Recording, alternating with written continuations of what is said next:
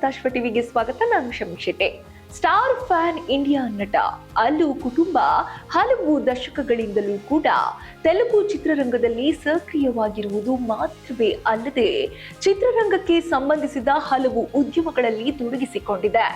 ಅಲ್ಲು ಅರ್ಜುನ್ ತಂದೆ ಅಲ್ಲು ಅರವಿಂದ್ ತೆಲುಗು ಚಿತ್ರರಂಗದ ಯಶಸ್ವಿ ನಿರ್ಮಾಪಕ ಮತ್ತು ವಿತರಕ. ನಿರ್ಮಾಣ ಸಂಸ್ಥೆ OTT ಸ್ಟುಡಿಯೋಗಳನ್ನ ಅಲ್ಲು ಕುಟುಂಬ ಈಗಾಗಲೇ ಹೊಂದಿದೆ. ಇದೀಗ ಹೊಸ ಉದ್ಯಮಕ್ಕೆ ಕೂಡ ಅಲ್ಲು ಅರ್ಜುನ್ ಕೈ ಹಾಕಿದ್ದಾರೆ.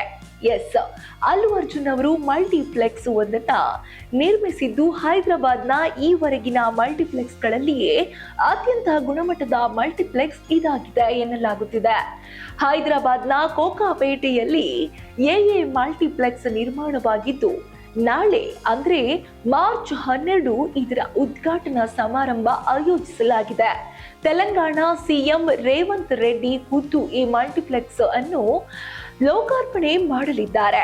ಈ ಹಿಂದೆ ಏಷ್ಯನ್ ಸಿನಿಮಾಸ್ ಜೊತೆಗೆ ಕೈ ಜೋಡಿಸಿ AAA ಸಿನಿಮಾಸ್ ಹೆಸರಿನ ಮಲ್ಟಿಪ್ಲೆಕ್ಸ್ ನಿರ್ಮಿಸಿದ್ರು.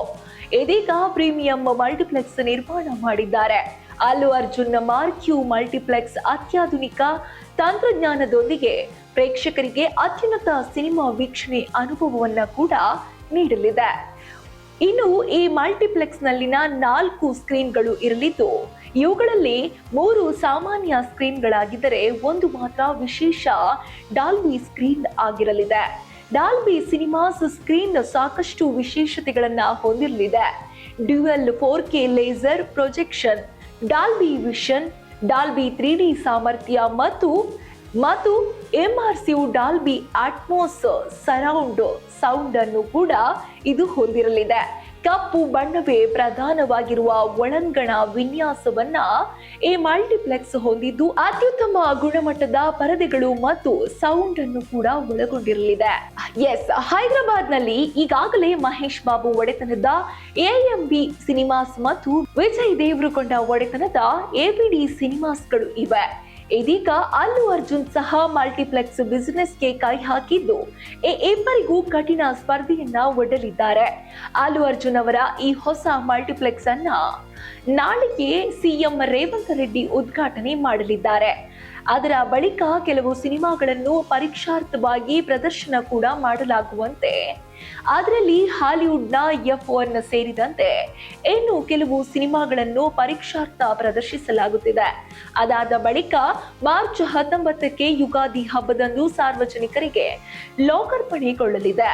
ಟಿಕೆಟ್ ಬೆಲೆ 295ರಿಂದ 500 ರೂಪಾಯಿಗಳವರೆಗೂ ಕೂಡ ಇರಲಿದೆ.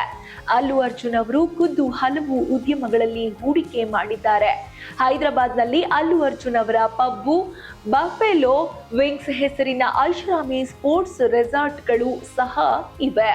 ಇವುಗಳ ಜೊತೆಗೆ ನಿರ್ಮಾಣ ಸಂಸ್ಥೆ ಸ್ಟುಡಿಯೋ OTTಯಲ್ಲಿಯೂ ಅವರ ಪಾಲಿದೆ.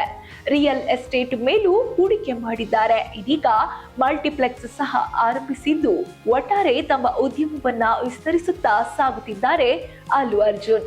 ಇದು ಈ ಹೊತ್ತಿನ ವಿಶೇಷ. ಇನ್ನಷ್ಟು ಅಪ್ಡೇಟ್ಸ್ಗಾಗಿ ನೋಡ್ತಾ ಇರಿ ಸಪ್ತಾಶ್ವ ಟಿವಿ.